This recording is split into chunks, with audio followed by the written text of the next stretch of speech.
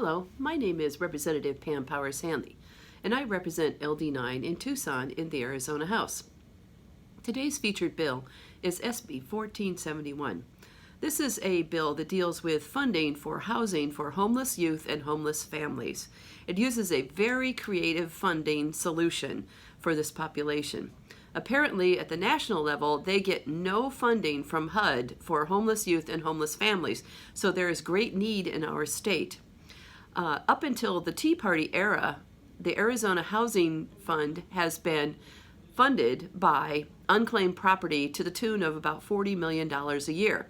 When the Tea Party era started slashing and burning the budget, they swept those funds, and now instead of $40 million, the Housing Trust Fund gets about $2.5 million.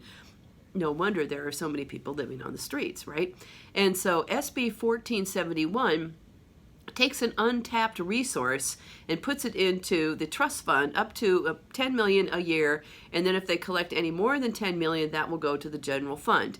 And so where they're getting this money is that they're looking at taxes that have been owed and not paid by out-of-state property owners. And so if somebody from California owns property in the state of Arizona and sells the property and makes capital gains, they're supposed to pay capital gains tax in the state of Arizona.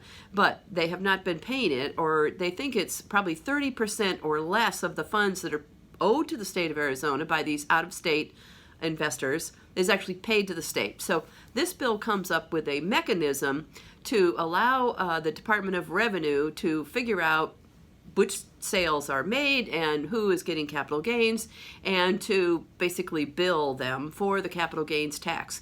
And so I think it's a great solution. It could actually add some money to the general fund and help these vulnerable populations get housing and wraparound services, including helping the youth either get connected with their families or help them get a high school diploma.